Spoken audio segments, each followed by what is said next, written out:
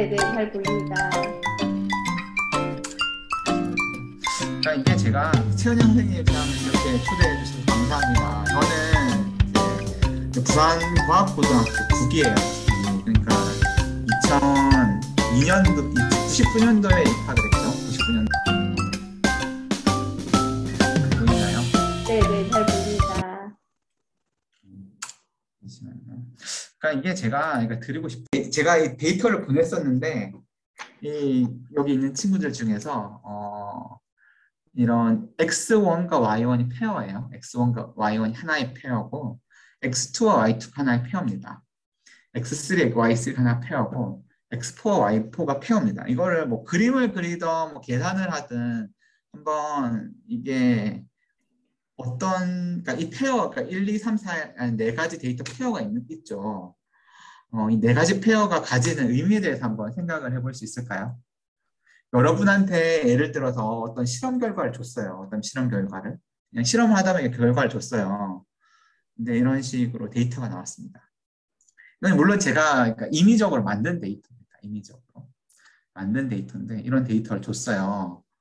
그러면 이게 혹시 뭘 의미하는지 알 수 있을까요? 제가 시간을 드리겠습니다. 이게 뭐 자신 있으면 손 들고 발표를 하면 제일 좋고요. 네. 혹시 혹시 뭐 노트가 있나요? 노트가 있거나 아니면 컴퓨터가 있거나 해서 한번 해볼 수 뭐 노트에다 그려도 됩니다. 노트에 그려도 되고 뭐 암산해도 됩니다.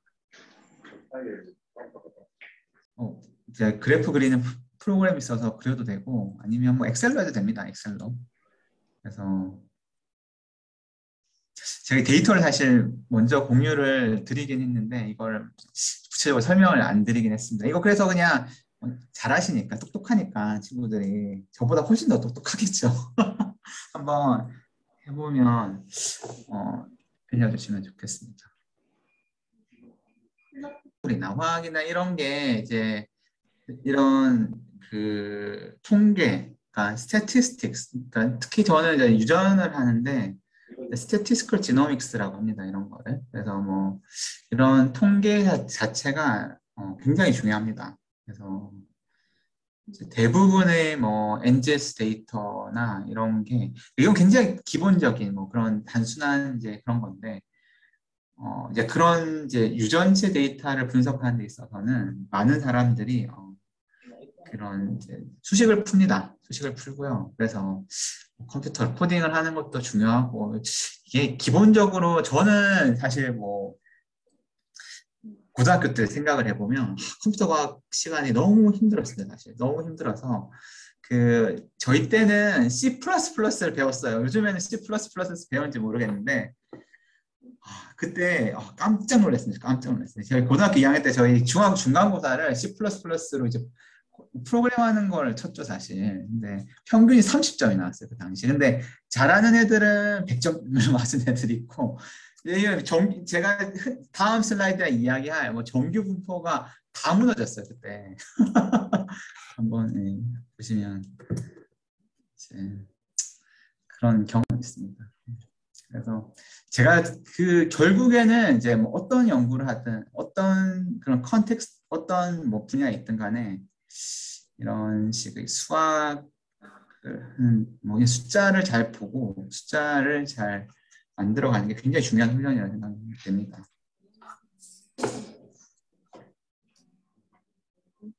이 데이터 4개의 페어를 보고 이 데이터 4개 페어가 가진 의미에 대해서 설명할 수 있는 뭐 팀이나 학생이 있으면 손을 들고 자신감 있게 틀려도 괜찮습니다. 네, 야, 풀어보세요. 네, 풀었어요. 한 개는 잘 모르겠고 세 개는 대충 알겠는데 네. 일단은 하나는 포물선 운동인 것 같고 네. 그러니까 하나는 이제 포물선을 그리면서 운동하는 것 같고 하나는 제자리 위로 떨어져서 이렇게 올라갔다가 내려가는 것 같고 하나는 직선 운동하고 있는 것 같은데 중간중간에 이상치가 몇 개 섞여져 있는 것 같아요. 그렇죠. 이상치가 있죠. 근데 이거 그러면 x하고 y의 관계를 한번 해보세요. 그 생각을 하려면 어떻게 해야 될까요? 그러면 그 데이터 페어마다 x랑 y의 관계가 어떻게 될까요?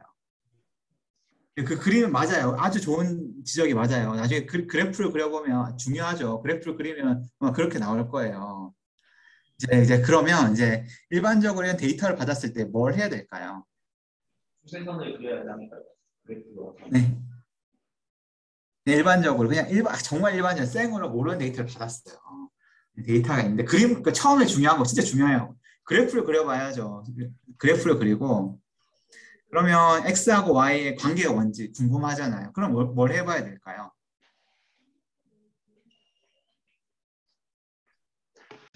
우선 힌트를 할게요.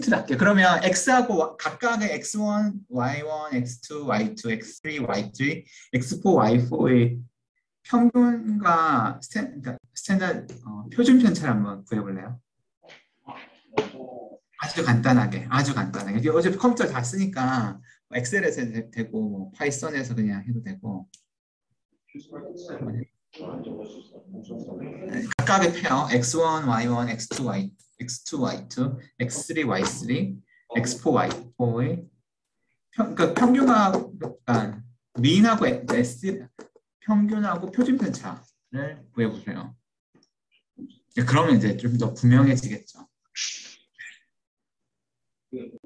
x는 x끼리 y는 y끼리 같아요. 맞아요. 근데 그렇게 되면 어떻게 될까요? 만약에 진짜 x하고 y가 그 평균과 표준 편차가 동일하면 이거 그래프를 그렸을 때 그 리그레션을 해보면 어떻게 될까요? 그 회귀 분석이죠. 그러니까 리니어 리그레션이라고 합니다. 리니어 리그레션. 그래프를 그리면 대강 이렇게 나옵니다. 이제 아까 제가 보여줬던 데이터를 그냥 플러팅을 한 다음에 그러니까 지금 이건 데이터는 그냥 이제 흩어 그린 거예요. 흩어 그린 거. 그러니까 흩어서 그냥 스캐터 플롯을 그린 겁니다. 그리고 그거를 제일 잘 대변하는 회기선을 보통 이제 그려서 x하고 y의 관계를 추정을 하죠. 근데 지금처럼 이 데이터 자체를 나타내려고 하는 하나의 선을 그리게 됩니다. 그걸 회기선이라고 합니다. 그래서 그걸 리그레션 라인이라고 하죠. 근데 그렇게 보면 이 데이터 자체는 완전 다른 데이터죠. 이 x1 데이터랑 y가 그러니까 두 번째 데이터랑 세 번째 데이터랑 네 번째 데이터는 아예 다른 데이터입니다. 그렇죠? 근데 정말 그냥 이걸 데이터를 한 번도 그려보지 않고 그냥 단순하게 통계치로 생각을 하면 1, 2, 3, 4 데이터는 같은 데이터가 돼버려요. 왜냐하면 그러니까 이 데이터를 설명하기 위해서 선을 하나를 그려요. 선을 하나를 대표하는 리그레션 라인을 그리면 관계가 또 나타납니다. 그래서 x하고 y의 그 관계를 나타내는 리그레션에서의 R 스퀘어라고 합니다. x와 y의 관계를 나타내는 R 스퀘어도 동일하고 x와 y의 리그레션 라인에 있는 y 이퀄 ax 플러스 b에서도 값도 동일하게 나타나죠. 그래서 제가 드리고 싶은 이야기는 그래프를 그려야 된다. 그래프를 그려야 된다. 진짜 그냥 단순한 통계치로 여러분이 이제 데이터를 처리할 때 그냥 단순하게 있는 통계량으로 데이터를 설명해 버리면 지금 보여드렸던 4개의 값처럼 아예 다른 데이터도 사람들은 그냥 동일한 데이터 셋이라고 생각을 하게 됩니다. 이게 일반적이죠, 사실. 수많은 그런 데이터들이 하나의 수식으로 표현이 돼서 정리가 되는데 그런 수식들은 엄연히 다른 데이터임에도 불구하고 같은 데이터로 이렇게 묶이게 됩니다. 여러분들이 이제 수학 시간에 많이 배울 거예요. 그런 이제 정규 분포라는 걸 많이 배우죠. 그래서 일반적으로 노멀 디스트리뷰션을 해서 센트럴 리밋 티오리라는 걸 배우잖아요. 그렇죠? 그러면 이제 평균이 0이고 그 표준 편차가 1인 걸로 이렇게 데이터를 모아버리죠. 그러면 이제 전체의 데이터의 분포는 이제 일반적으로 2 스탠다드 안에는 데이터 전체 95%가 설명이 되고 3 스탠다드 안에는 이제 데이터 전체에서 99.7%가 설명이 됩니다. 이게 일반적인 모든 자연현상에서 나타나는 데이터들의 설명이에요. 일반적인 데이터는 뭐 대부분이 뭐 이렇다고 생각을 가정을 하고 이제 모든 통계 처리를 그렇게 합니다. 네, 물론 데이터가 그렇지 않은 경우도 있어요. 그래서 프리퀀시 같은 뭐 어떤 빈도를 나타내는 데이터나 이런 걸 데이터를 보면 평균과 분산이 같은 포화종 디스트리뷰션 나타나기도 합니다. 그래서 이런 데이터를 그리게 하기 위해서는 이제 제가 이런 이야기를 가지고 온 거는 그러면 이제 제가 대부분의 자연현상들이 정규분포를 나타낸다 그랬잖아요. 노멀 디스트리뷰션. 근데 한국인에서의 키가 분포가 그냥 아까 제가 말씀드린 것처럼 그려보면 이렇게 나타나요. 정규분포가 아닌 것 같죠? 아주 쉬운 예로. 왜 그럴까요? 왜 그럴까요? 정말 이제 연구에 중요한 질문은 왜입니다. 왜 그럴까요? 뭔가 보이는 게 있을까요? 남자하고 여자하고 합쳐져서요. 맞아요. 진짜 정말 정확합니다. 이거를 분리해서 그리면 정규 분포인데 데이터가 이게 합쳐져서 보이는 거예요. 그러니까 일반적으로 대부분의 데이터는 이제 정규 분포 생각을 해야죠. 그래서 남자와 여자의 분포가 합쳐져서 이렇게 이제 그렇게 나오는 거죠. 중요합니다. 이거 좋아요, 좋아요. 그렇죠? 그러면 제가 연구하는 제가 요산을 연구한다 그랬잖아요. 요산을 연구한다 그랬어요. 왜 이럴까요? 요산의 분포도 보면 이제 일반적인 사람에서 그걸 그려보면 이렇게 나타납니다. 이렇게 비슷하죠. 아까 키에서 보여줬던 패턴이랑 그쵸? 비슷한 그러니까 그런 분포를 보입니다. 그래서 리즈닝을 해보는 거죠. 그러면 이거를 이제 남자하고 여자를 분리를 했습니다. 이거는 이제 enhanced data라고 이제 미국에 있는 그러니까 국민 건강 영양 조사라고 보면 됩니다.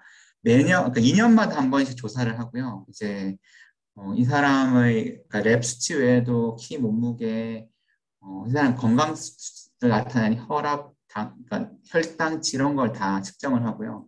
질환에 대한 정보도 측정을 합니다.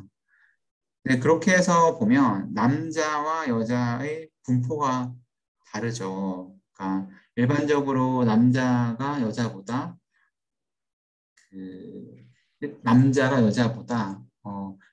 요산이 1.5 정도가 높습니다. 그래서 이제 분포가 아까 키처럼 이렇게 겹쳐 보이고요.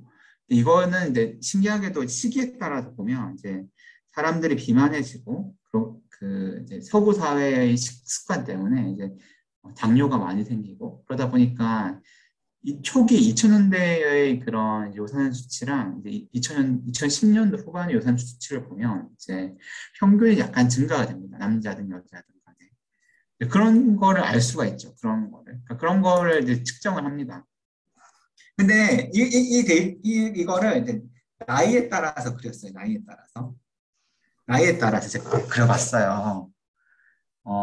이거를 그러니까 데이터 전체를 가지고 와서 남자와 여자가 아까 여기서 보면 초록색이 남자죠. 잘 보이죠?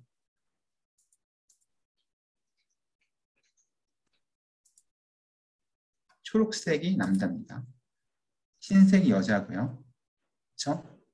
근데 데이터를 보면 이걸 그러니까 20대 이하, 20대에서 30대, 30대에서 40대, 40대에서 50대, 50대에서 60대, 그리고 60대 이상을 보면 좀 뭔가 다른 것 같지 않아요? 분포가?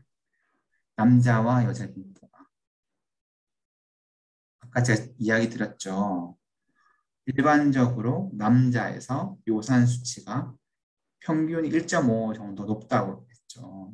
그건 사람들이 많이 알고 있어요. 일반적으로 남자와 여자의 차이는 가장 큰 게 호르몬의 차이죠. 호르몬의 차이에 의해서 요산을 배출을 그러니까 요산을 재흡수하는 그 신장으로 배설이 되고 요산을 재흡수하는 트랜스포터 자체가 호르몬의 영향을 받아서 남자가 여자보다 1.5 정도 높습니다. 근데 지금 여기 보세요. 50대, 60대. 이때의 걸 보면 뭐가 보이나요? 데이터를 보면. 이게 정말 뭔가 다르다는 거를 데이터를 이렇게 시각화를 해서 자기가 이게 해석할 수 있는 게 굉장히 중요합니다. 그래서 여러분들은 이제 이런 사실 연구라는 거는 방법론이고 시간과의 싸움이고 제일 중요한 거는 이제 왜 그런가에 대해서 리즈닝을 할 수 있는 게 정말 중요합니다. 왜 그럴까요? 어떤 변화가 일어날까요? 요 나이 때.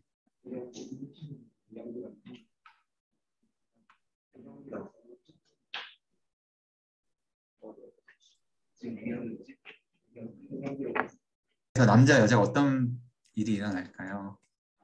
그 40대, 50대, 60대는 여성의 수치가 줄어드는데 이게 폐경기로 접어들면서 여성 호르몬의 분비가 줄어들어서 그런 것 같아요. 맞아요. 정답이에요. 그러니까 이런 식으로 해야죠. 그러니까 그런 게 가설입니다. 이제 데이터를 보고 자기가 알고 있는 지식과 이제 그거를 뒷받침하는 가설을 만드는 거죠. 사실 이런 하이퍼시스 제너레이션이 정말 중요합니다. 이건 이제 스케일이 제일 중요하다는 제가 이야기를 하고 싶었던 거고요. 그러면 제가 아까 그거에서는 이제 데이터를 보면 그래서 저는 이제 초기 시작을 그렇게 했어요. 이제 요산이 남자가 높은 건 알고 그냥 일반적으로 돼 있는 데이터를 그려보면 이제 메노포즈가 그러니까 폐경이 일어날 때의 여자의 요산 수치가 증가하는 거를 봤죠. 그러면 이제 그러니까 메노포즈에 대해서 그러니까 저희가 하고 있는 메노포즈에 대해서 일반적으로 데피니션을 하게 되죠. 메노포즈가 이렇게 메노포즈얼 그러니까 트랜지션이라는 이제 데피니션을 가집니다. 그래서 프리 메노포즈랑 얼리 트랜지션이랑 레이트 트랜지션, 포스트 메노포즈가 있습니다. 그래서 이거를 이제 불순이 생기는 사이클에 불순이 생기는 거고요.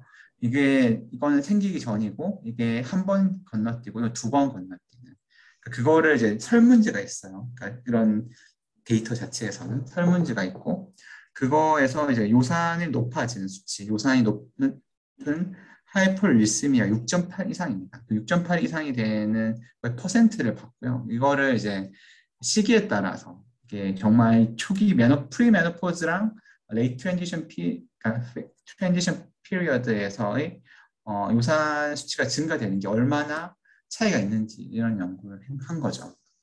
그래서 보면 요산이 많이 증가가 되는데, 그러니까 그 메노포즈에서 그러면 그 어느 시기에 많이 증가가 되느냐 보면 이제 레이트 트랜지션 피리어드에서 요산 수치가 증가된다 이런 연구를 했죠. 그리고 시기적으로 이런 역학 데이터를 가지고 있으면 요산 수치가 얼마나 관찰되는지 일반적으로 알 수가 있죠. 아까 그 데이터에서 보면 요산이 6.8 이상인 그룹이 20%이고 요산에 의해서 유발이 되는 통풍을 가진 사람이 전체에서 4%라는 수치를 알 수 있습니다. 이런 연구를 어떻게 하게 됐느냐 그래서 이야기를 드리면 초기에 저는 이제 일상임상 시험을 하는 그런 임상양리학자라고 했잖아요. 그러다 보니까 이제 이런 건강한 사람에 대해서 그러니까 이런 임상 시험을 참여하기 위해서 스크린을 하게 됩니다. 근데 그러면 그런 사람에서 신기하게도 요산이 아주 낮은 사람, 그러니까 보통 요산이 높은 그룹을 6.8 이상, 요산이 아주 낮은 그룹을 2 이하라고 정의를 합니다. 당시에는 요산을 설명하는 유전자가 밝혀져 있었죠. 그러니까 밝혀져 있었는데 다 설명이 되진 않았고 그래서 유라트1이라는 유전자를 가지고 전체를 시퀀싱을 했어요. 거기에서 그거를 해서 유전 변이가 어떤 건지에 대해서 했는데 요산을 떨어뜨리는 유라트1의 파운드 뮤테이션이 있습니다. 근데 그 파운드 뮤테이션이 가지는 스닙 자체가 두 개고요. 이거 자체가 굉장히 LG가 높아서 이 두 개만 지노타이핑을 하면 일반적으로 요산이 낮은 사람을 설명을 많이 하는데 당시에 이제 그 제가 이런 캐디데이트 어프로치를 했죠. 이게 2000년도 초반에 이게 휴먼 지놈 프로젝트 이후에 어떤 유전자가 원인 유전자를 생각이 되면 그거 자체 유전자의 대표하는 이제 스닙을 가지고 유전 분석을 한 다음에 그거가 과연 요산 그러니까 어떤 피노타입을 잘 정의를 해서 피노타입이라는 표현형이죠. 뭐 질병이 될 수도 있고 제가 이야기하는 요산이 낮은 거일 수도 있고 설명을 얼마나 잘 하는지에 대해서 이야기를 했습니다. 그래서 저는 이게 했는데 근데 다 설명을 하는데 요산이 아주 낮은 그 그룹에서 설명을 못했던 거예요. 그럼 뭔가 다른 유전자가 있지 않을까라는 생각을 하게 됐고요. 근데 그냥 할 수가 없으니까 역학 데이터를 보게 됐습니다. 근데 그걸 하기 전에 제가 가지고 있는 요산이 낮아지는 요산이 낮은 사람 뭔가 특별할 거다. 왜 그럴까? 왜 낮은 사람이 있을까? 이런 거에 대해서 조금 더 문헌 고찰을 하죠. 처음에는 데이터가 있어요. 데이터가 있는데 그 중에서 저희 설명하고 싶은 이제 그런 데이터를 가지고 설명하고 싶은 영역을 그리잖아요. 근데 저는 아까 이야기 드렸던 이 데이터 영역에서 이제 요산이 아주 낮은 그룹, 이게 익스트림에 있는 이런 그룹이죠. 높은 그룹은 이제 통풍 때문에 문제가 있는데 요산이 아주 낮은 그룹에서 뭔가 문제가 있을 거다. 유전자의 영향이 있지 않을까라는 시작에서 시작을 했고 이런 요산이라는 유릭 애시드라는 거에 문헌 고찰을 해보면 요산은 이제 사람의 진화와 관련이 있다고 알려져 있습니다. 요산이 그러니까 퓨린이라는 대사가 있어요. 혹시 이런 생물이나 이런 거를 하다 보면 이제 퓨린 대사라는 걸 아마 배울 거예요. 이 퓨린 대사의 마지막 엔드 프로덕트가 요산입니다.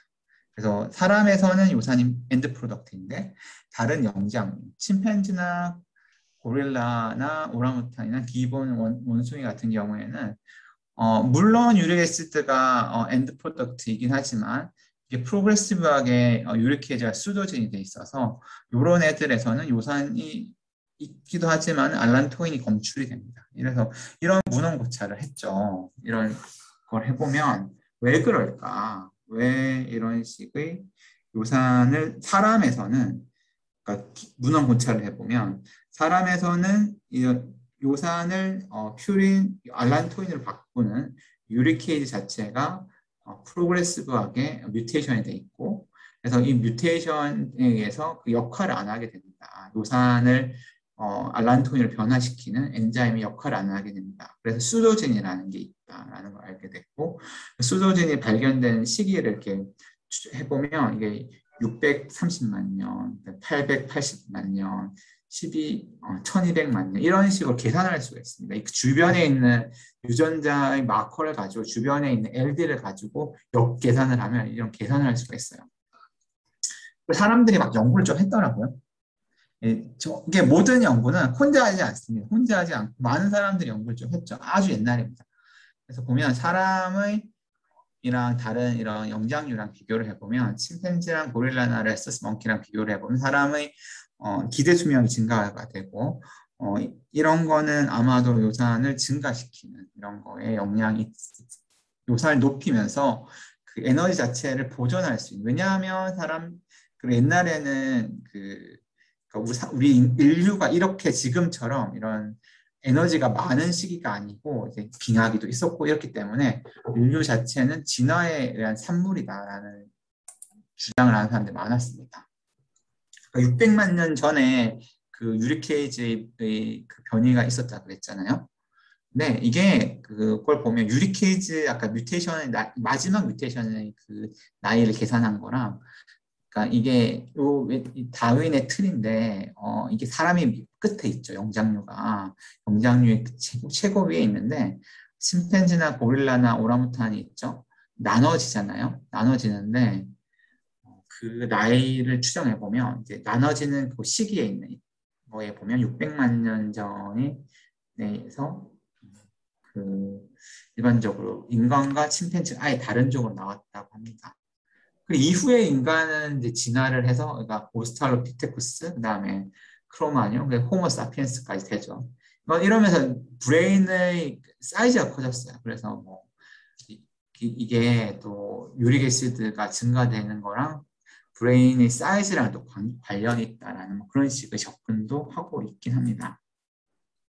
근데 이거를 요즘에는 이제 휴먼 지놈이 다 공개가 돼 있어서 UCSC라는 지놈 브라우저에 들어가 보면 유리키즈를 검색해 볼 수가 있습니다. 그러면 이게 크로모점 1에 있어요. 1에 있는데 이게 해보면 일반적으로 여기 아래쪽에 보면 이 스페이스에 그 에이지 우리 흔히들 아는 그러니까 유전자 3개 코드가 아미노 액시드 하나를 코딩하잖아요. 그렇게 해서 나와 있는데 얘는 수도진이 돼서 타스타 뮤테이션이 걸려 있어서 이게 이 아미노 애시드가 표시가 안 됩니다. 그런 흔적이 남아 있는 거죠.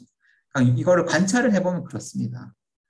그래서 사람들이 이제 일반적으로 요산에 대해서 연구하는 사람들은 이제 퓨리 메타볼리즘의 엔드 프로덕트이고 요산은 일반적으로 그 이제 간에서 이제 이런 다이어트, 그러니까 먹는 퓨리니치 다이어트에서 대사돼서 나온 산물이다. 그리고 요산은 대부분은 신장에서 프리리 필터레이션이 되고 레날 프록시멀 튜브에서 90%가 재흡수되고 6.8이라는 이 자체가 요산이 피에 있을 때 피에서 크리스탈을 만들지 않는 듀레이클 리밋이다. 이런 식의 접근을 많이 해서 보고가 되어 있고요. 그래서 일반적으로 요산이 높으면 사람들이 문제가 많죠. 요산이 높으면 사람들에서는 통풍을 일으킵니다. 요산이 6.8 이상으로 계속 오랜 시간 동안 지속이 되면 아까 말했던 크리스탈을 만듭니다. 그래서 이런 아티클러 카트리지에서 이런 플루이드를 빼보면 이런 식의 유릭 애시드 크리스탈이 보이죠. 보이는데 그러니까 사람들이 이제 통풍이나 이런 게 워낙 아까 이야기했지만 4% 전체 인구의 4% 요산이 높은 사람은 20%이기 때문에 열심히 역학조사를 해요. 어떤 게 요산을 높이는지에 대해서. 저는 낮추는 거에 관심이 있지만 알아야 되겠죠. 그래서 해보면 요산을 높이는 리스크 팩터에 대해서 조사를 해보면 그러니까 비어 같은 이제 그런 거죠. 맥주 같은 알코올 그런 게 있고 그다음에 레드밋이 있습니다. 레드밋. 그러니까 이런 퓨린의 다이어트라 생각하면 쉘피쉬 레드밋. 그러니까 이런 맛있는 그런 고기랑 각각류가 있죠. 그리고 그러니까 그러니까 이런 탄산수에 있는 프럭토즈가 높은 다이어트라는 데는 저는 일반적으로 퓨린 수치를 올리는 그런 다이어트입니다. 그래서 일반적으로 통풍 있는 환자들에서는 퓨린 제한식을 일반적으로 권유를 하고 있죠. 우리 몸에서는 뚱뚱하거나 인슐린에 문제가 있거나 유전적인 소인이 있으면 요산이 증가된다고 일반적으로 알려져 있습니다. 그래서 사람들이 이제 이런 거에 대해서는 이제 제가 데이터를 보면 이제 가설은 있지만 사람들이 연구를 오랜 시간 축적돼 있기 때문에 찾아보면 대부분 내용이 나와 있어요. 근데 우리 몸은 일반적으로 요산이라는 풀이 있습니다. 그래서 아까 설명을 드렸지만 유릭 애시드라는 풀이 있습니다.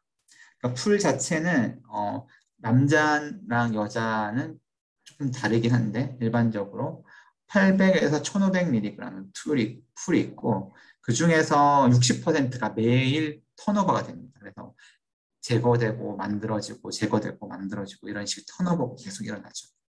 그럼 그거의 턴오버에 중요한 거는 우리가 먹는 다이어트릭 인테이크라든가 아니면 그러니까 암이 생겼을 때 조직이 부서지는 이런 식의 턴오버가 만들어지는 거에 관련이 있고요. 나가는 거는 제가 설명을 드렸지만 요산은 90%가 재흡수가 되는데 일부 10%가 소변을 통해서 나가고 나머지 일부는 그 3분의 2는 그 전체 배설량의 3분의 2는 신장에서 나가고 3분의 1은 위장관에서 나가게 됩니다. 이게 일반적인 요산의 우리 몸을 이루는 큰 다이내믹스라고 합니다. 그러니까 요산 풀이 있고 턴오버가 일어나는 거죠. 화학에서 보면 화학이라는 관점에서 보면 1차 반응이랑 똑같은 거예요. 1차 반응 그런 그러니까 턴오버 모델인 거죠. 턴오버 모델이고, 그러니까 요산을 계속 만들어주는 애가 있고, 계속 나가는 애가 있는 거예요. 이런 식으로 사실 모델링을 합니다. 모델링을 하는데, 거기까지는 설명하진 않겠고. 그래서 저는 이제 조금 더 공부를 해봤죠. 궁금하니까, 왜 그럴까? 왜 요산이 낮은 사람이 있지? 이 익스트림한 값은 어떻게 설명해야 되지? 유전으로 설명할 수 있지 않을까? 이런 식의 접근한 겁니다. 저는. 그러니까 이게 데이터를 보고 문헌을 고찰을 하고 그 중에서 궁금해하는 요산이 낮은 사람은 왜 그럴까, 왜 그럴까, 왜 그럴까 생각을 해보면 요산이 낮은 거 중에서 멘델리안 디스오더가 있습니다. 그러니까 멘델리안 디스오더라 함은 유전적으로, 그러니까 어떤 유전 하나에 의해서 그 오토조멀 리세시브나 오토조멀 도미넌트처럼 하나의 유전자에 의해서 생기는 그런 질환인데, 요산이 정말 낮은 사람을 했더니, 그러니까 기존에 보고돼 있기는 유라톤이나 글루트나인에 의한 그 요산을 낮추는 멘델리안 디스오더 유전자가 알려져 있고, 조금 더 관찰해 보니까 요산이 정말 낮은 사람은 한국인에서가 정말 낮은 1 이하인 사람은 0.03%, 일본 사람에서 0.04% 정도 보고돼 있었습니다. 그러면 일반적으로 아까 그런 뭐 이제 침팬지, 오랑우탄, 휴먼 이런 건 지나가고 나서 보면 이제 이런 유전자 시오리를 보면 아웃 오브 아프리카 시오리가 있어요. 그래서 우리나라 그러니까 인류에 있어서 그 최초의 인간은 나이지리아에 있는 사람이 있고, 그 사람이 최초의 원생 인류로 봅니다. 사람 인류로 보죠. 그 사람들이 이제 아웃 오브 아프리카 시오리라고 해서 그 아프리카에 있는 사람 유전자가 가장 오래되어 있고, 거기에서부터 분화가 되기 시작합니다. 유러피안도 그렇고 에이시안도 그렇습니다. 근데 에이시안 중에서는 사우스 이스트 에이시안이랑 노스 이스트 에이시안은 아예 다른 사람으로 묶여 있거든요. 근데 노스 이스트 에이시안 중에 있는 한 차이니즈, 그러니까 중국 사람, 한국 사람, 일본 사람은 거의 유전적으로 동일한 이런 스펙트럼에 놓고 봅니다. 그러면 유전적으로 뭔가 해볼 수 있지 않을까 생각을 해서 저는 연구를 했던 거고요. 이러면 그러니까 이거는 이제 가설인 거죠. 그러면 데이터를 뒤져봐야 되겠죠. 뭐 어떻게 해야 될까요? 어떻게? 그러면 우리나라에 있는 데이터를 다 뒤져봐야 되겠죠. 그렇게 해서 처음에 했던 게 이제 저는 강북 삼성에 있는 건강검진 자료를 뒤져봤습니다. 제가 이거 원래는 여기 있는 수치가 그런데 요산이 1 이하인 사람이 한 0.03% 정도 됐어요. 그리고 유전체 데이터가 있는 자료가 우리나라에서는 도시 농촌 자료가 꽤 많고요. 18만 명 정도 있는데 거기에서 요산이 1 이하인 사람을 봤더니 0.03%예요. 그럼 아니 서로 다른 집단이 있죠. 서로 다른 두 집단이 있는데 정말 아까 요산이 익스트림하게 낮은 그룹이 이렇게 뭔가 비슷하다. 숫자가 비슷하다. 그러면 어떻게 해야 돼요? 그럼 뭔가 소인이 있는 거죠. 유전 소인이 있는 거죠. 그렇게 시작이 된 겁니다. 제가 했던 이런 연구들은. 근데 그냥 할 수는 없죠. 요산이 낮은 게 뭔가, 그래, 요산이 높으면 통풍이 있고, 통풍이 동반되는 CVD, 심혈관 질환도 많이 생기고, 그다음에 당뇨도 잘 생겨. 그러면 그거에 대해서 사람들이 그래 요산이 높으면 문제가 있어라고 이야기를 하겠죠. 근데 저 같은 사람이 요산이 낮다고 이야기를 하면 요산이 낮아. 근데 요산이 낮은데 요산이 낮은 게 뭐가 문제지? 그 요산이 낮으면 정말 끝까지 가면 뭐가 문제지? 에 대해서 이야기를 해야 되겠죠. 그럼 어떻게 접근해야 될까요? 요산이 낮는 거에 대해서 문제가 있다. 해저 레이쇼가 있다. 뭔가 그래 요산이 낮으면 요산이 높은 거와 같이 예를 들면 심혈관 질환도 잘 생기고 암도 잘 생겨. 이런 식으로 접근을 해야 되겠죠. 사실 그러니까 이거를 요산이 낮은 것 같으니까 단순한 유전체로 풀어보자. 이렇게 접근을 하면 그러니까 이 의미에 대해서 사람들이 받아주지 않습니다. 아까 가설이 처음에 뭐였죠? 가설은 요산이 낮은 거 자체는 어떤 유전적 소인이 있을 거다가 가설이었죠. 그러면 요산이 낮은 게 유전적 소인이 있다. 그러면 요산이 낮으면 요산이 높은 거와 마찬가지로 어떤 그 건강 위험 요인이 있을까에 대해 생각을 해봐야 됩니다. 그게 리즈닝이죠. 그래서 해봤더니 저희가 이제 강국 삼성 포트 자료를 막 열심히 모았어요. 그거랑 우리나라에는 2차 자료라고 해서 통계청에 있는 사망 자료를 연결할 수가 있습니다. 그래서 해봤더니 남자와 여자 모두에서 그 이제 요산이 높은 거 자체가 모탈리티가 증가가 되는데 요산이 낮아도 모탈리티가 증가된다라고 이렇게 보고를 했습니다. 그렇게 시작을 한 거죠. 요산이 낮아도 높은 거와 같이 엄청나게 이펙트가 크진 않지만 요산이 낮아도 CVD 리스크나 올코즈 모탈리티가 증가된다라고 그렇게 데이터를 보여주면서 시작을 한 거죠.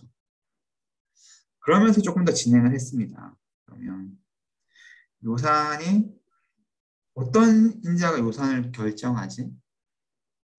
요산의 변동을 설명한 인자가 뭐일까에 대해서 생각을 해봤죠. 그러면 전체에서 우리가 요산을 전체에서 어떤 환경적인 요인에서 얼마나 설명을 할까? 왜냐하면 유전적인 요인 그러니까 제너럴 파퓰레이션이 처음에 다시 정규국부로 돌아간 겁니다. 네, 그 앞쪽에 그러니까 그 특별한 파퓰레이션에 대해서 유전자 스타디를 하긴 하겠지만은 요거 말고도 전체적인 파퓰레이션 자체에서 어떤 소인이 설명을 할까 해서 이야기를 했죠. 그랬더니 아까 처음에 이야기했었던 남자와 여자 그러니까 요산이 변동 가장 많이 설명하고 BMI와 같이 BMI라 하면 여러분의 몸무게를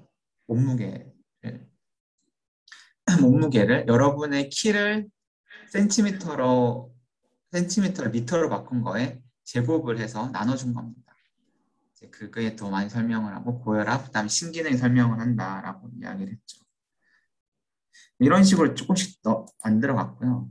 근데 그러면 이제 일반적인 인구 집단에서 이제 요산지가 얼마나 변동이 되냐라고 해서 유전자가 얼마나 아까 제가 설명을 드렸던 환경적인 요인 이외에 유전자 자체가 얼마나 설명을 하냐를 대해서 이야기를 해서 일반적으로 이제 proportional variance라고 합니다. 이거를 설명을 하는데 이걸 설명을 할 때는 유전자 결과를 다 가지고 옵니다. 그래서 어떤 요산을 설명하는 유전자와 관련되어 있는 아까 말했던 유전자의 변이들 다 가져와서 이렇게 스닙으로 만들어서요.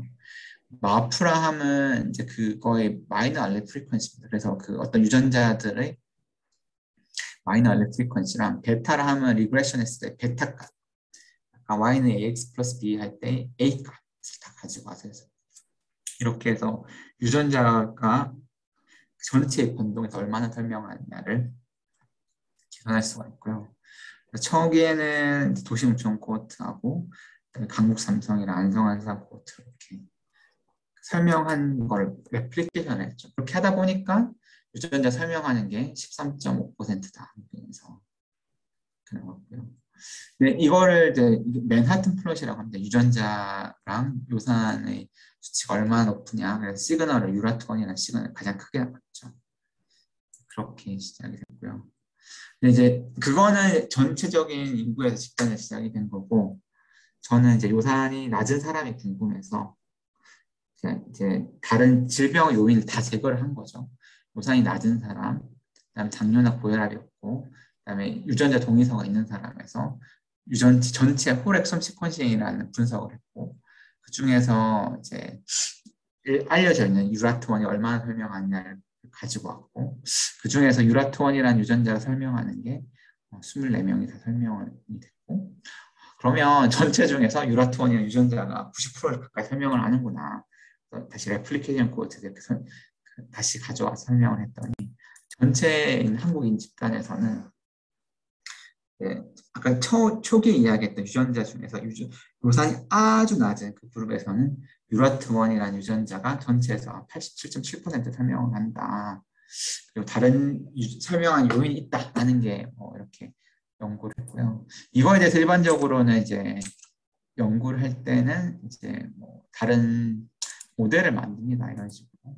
그래서 이제 이런 건 그러니까 유라톤, 이거 글루트나인인데요. 글루트나인의 트랜스포터의 멤브레인 구조를 이렇게 인슬리코로 이렇게 만듭니다. 그래서 얘가 요산을 어떻게 트랜스포터하고 변이가 어디에 위치해 있고 이런 걸 해서 그러니까 요산 일반적인 트랜스포터는 이렇게 크리스탈로그래피라는 걸로 해서 어떤 유전자의 구조를 푸는데 이제 요즘에는 이제는 이런 구조 자체, 트랜스 멤브레인의 구조 자체를 예측할 수가 있거든요. 그래서 예측을 해서 요산의 수송이 이렇게 일어난다 걸 볼 수가 있고 결국에는 이제 이런 식으로 예측을 하는 영역 자체가 하늘 받아들이는 바깥쪽에 있는 영역에서 새로운 유전자를 찾으면 영역에서 요산이 안 들어온다. 접근을 하고 마지막으로는 실험 연구를 하게 되죠. 그래서 제가 찾았던 연구는 새로운 유전자를 찾게 되면 정말로 요산을 수송을 하느냐에 대해서 사람들이 막 묻겠죠. 그러면 이제 앞에는 이제 우리가 역학 데이터에서 이렇게 해서 나왔어요. 그래서 우리가 유전자를 캔디데이츠를 찾았죠. 이렇게 해서 이제 이거를 그 유전자를 오버 익스프레션 시킵니다. 이거는 뭐 약간 굉장히 생물적인 뭐 그런 이야기이긴 한데 이제 이런 거는 트랜스멤브레인 프로틴이기 때문에 유전자 자체를 제노푸스 오사이트라는 멤브레인을 볼 수 있는 개구리 알입니다. 개구리 알에다가 우리가 보고 싶은 유전자를 넣어서 오버 익스프레션을 시켜서 유전자를 정상인군을 만드는 거죠. 와일드 타입이라고 합니다. 그리고 유전자의 우리가 찾았던 유전 변이를 만든 걸 넣죠. 그리고 이거는 포지티브 컨트롤입니다. 기존에 알려져 있는 유전자에 문제가 있는 애들 이렇게 넣어서 보면 익스프레션 자체는 동일하고 그래서 이걸 현미경 사진을 찍습니다. 그래서 이런 우리가 보고 싶은 그런 유전자를 넣어 본 다음에 이제 멤브레인에다 그걸 이렇게 해서 인젝션을 안 시킨 거고 인젝션을 시키면 와일드 타입은 멤브레인에 익스프레션이 되고 문제가 있는 애도 익스프레션이 되고 그럼 네거티브 컨트롤링 익스프레션이 되는데 그렇게 해서 요산의 트랜스포트 액티비티를 보는 거죠. 그래서 외부에서 요산을 안으로 얼마나 잘 받아들이는지 그리고 와일드 타입에 비해서 요산이 문제가 있는 변이를 찾은 거가 얼마나 감소가 되는지 그리고 이건 포지티브 컨트롤에서 얼마나 떨어지는지 그래서 비교해 보면 새로 찾은 변이 영향이 얼마인지 이런 식으로 연구를 진행을 합니다. 이렇게 해서 연구가 진행이 된 거고요. 요산이라는 주제에서는 저는 이제 초기에는 아무것도 없는 데서 시작을 했죠. 그래서 아무것도 없는 데서 시작을 해서 그 다음에 그 전체 파퓰레이션에서 하나를 찾고 그걸 가져갔습니다. 나머지 하나 더 할 수 있는 거는 이제 가족 연구를 하는 거죠. 이런 유전자 요산이 낮은 가족을 가져와서 할머니거든요. 할머니에서 요산이 낮은데 사람이 있고 이거는 그 딸인데 딸에서 요산이 낮은 사람이 발현이 되고 이 사람은 유전자가 없어서 못했고 이 사람은 그 손녀죠. 손녀는 요산이 낮진 않고 요산이 문제가 있는 뮤턴트가 있고 이런 식으로 유산이 낮은 변이를 또 다시 아까 제가 이야기 드렸던 그런 유전자 홀 엑솜 시퀀싱을 찾아서 위치의 뮤테이션을 찾는데 뮤테이션 자체가 엑손이나 인트론 바운더리에 있는 유전자를 찾으면 이게 엑손 스키핑이 어디서 일어나는지 이런 식으로 접근을 하고 동일하게 이거는 헥셀에서 이렇게 연구를 했는데 와일드타입에서 뮤턴트가 요산을 얼마나 떨어뜨리는지 이런 식으로 접근한 연구를 합니다. 이거는 좀 너무 디테일한 거고요. 제가 더 여러분한테 이야기 드리고 싶은 거는 앞단 이야기입니다. 앞단 이야기. 이런 식의 데이터가 나왔을 때 어떻게 설명을 할 건지 어떻게 설명을 해야 여러분들이 그러니까 이걸 데이터를 보고 우리가 정말 요산이 낮거나 높은 영역을 어떻게 봐야 될지 유전체를 얼마 설명해야 될지에 대해서 이렇게 잘 설명을 리즈닝하는 게 중요하다 하는 게 제가 오늘 드리고 싶은 그런 이야기였습니다. 제가 여러분한테 드리고 싶은 거는 이제 연구 주제에서 가설을 어떻게 만들고 그러니까 데이터가 만약에 있으면 그러니까 궁금해하는 게 어떻게 만드는지에 대해서 질문이 하면 제일 좋고요. 네, 네. 그 교수님도 연구를 할 때 그 그 어떠한 현상을 가지고 계속 왜 요산 수치가 적은 사람이 막 많이 나타날까라는 주제에 대해서 가설을 계속 세우셨는데 이제 PPT에서는 성공한 사례들만 이제 좀 자주 나왔었잖아요. 그러니까 그렇죠. 예. 특이한 가설 사례도 있는 겁니다. 그렇죠. 틀리는 경우가 대부분이죠. 틀리는 경우가 많은데요. 네, 그렇기 때문에 이제 사실 참 이게 진짜 어렵습니다. 진짜 그런 게 어렵죠. 특히나 이게 뭐 수학처럼 떨어지는 그런 게 아니잖아요. 수학은 사실 해보면 답이 있고 그런데 이거는 이제 그러니까 뭔가 자신이 분포를 보고 자신이 이제 검증을 해야 되죠. 몇 번의 검증을 거쳐야 됩니다. 그러니까 유전자가 설명을 할까? 이게 환경적인 요인이 더 크지 않을까? 사실 그러니까 이렇게 요산이 낮은 거에 대해서 오히려 사람들이 이렇게 이야기를 할 수도 있죠. 일반적으로 그런 사람은 그 영양이 부족한 사람이야. 그래서 예를 들면 그런 사람은 이제 병원에 오래 입원해 있거나 아니면 단백질 안 먹는 사람 있잖아. 그런 사람들이 있지 않을까? 이렇게 설명을 할 수가 있죠. 그런 거에 대한 질문을 받았을 때 어떻게 대처를 해야 되냐. 그렇죠. 그런 거랑 비슷하죠. 유전자를 포커싱 했을 때 이게 맞느냐 안 맞느냐에 대해서 고민을 하는 거죠. 틀리죠.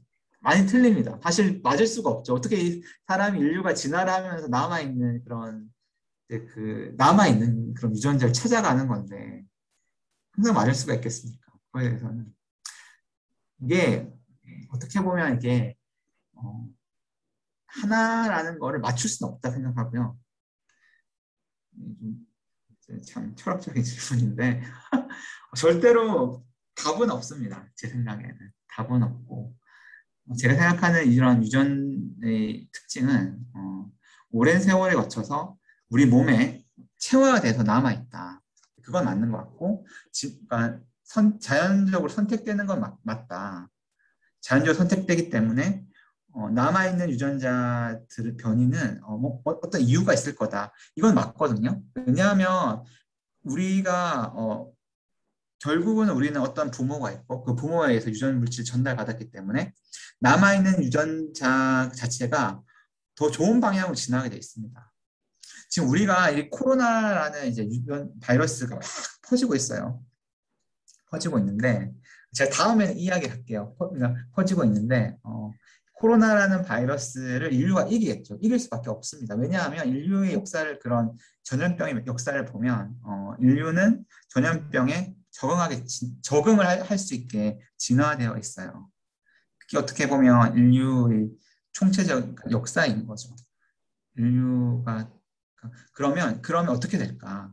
우리 몸에는 이 코로나라는 바이러스에 저항할 수 있는 어떤 유전자의 변이가 생기는 게 살아남은 사람들이 변이를 생겨서 이기겠죠. 그 유전자의 변이가 후손에게 그러니까 어떤 바이러스에 대해서 전염병에 대해서 바이러스에 대해서 살아남을 수 있는 메커니즘을 가진 유전자 자체가 살아남을 거고 선택이 될 거고 후손에게 이어질 겁니다. 지금 우리가 짧은 이런 타임 프레임에서 절대 볼 수 없죠. 절대 볼 수 없어요. 볼 수가 없는데 분명히 인류의 역사는 감염병을 이기는 역사였습니다. 콜레라가 그렇고 시가톡신 많습니다. 시겔라 엄청 많아요. 티푸스 바이러스 엄청 많습니다. 근데 그걸 다 이겼죠. 이겼는데 그게 항생제의 발견일 수도 있고 그렇지만 그 자체는 굉장히 초기에는 어떤 어떤 세균 자체는 굉장히 인류에게 강한 그런 독성을 남겼지만 이게 진화론적으로 발전을 그렇게 할 수밖에 없고 그게 지금까지 이런 진화하는 유전학을 했던 사람들이 믿고 있는 가설입니다. 찾아가는 거예요. 실패를 하는 건 너무 당연한 생각을 하고 그거를 잘 리즈닝을 해서 찾아가는 게 중요하다고 생각합니다. 고등학교 1학년 때 제가 다음에는 꼭 가서 네, 알겠습니다. 근데 일단 오늘 너무 강의 재밌게 잘해주셔서 너무 감사하고요. 나중에 이제 네. 연락드리겠고요. 얘들아, 일단은 너무 감사하다고 박수 한번. 네, 감사합니다. 네, 들어주셔서 감사합니다. 또 재밌게 들었습니다. 나중에 연락하겠습니다. 네, 들어오세요. 감사합니다. 네, 쉬세요. 네.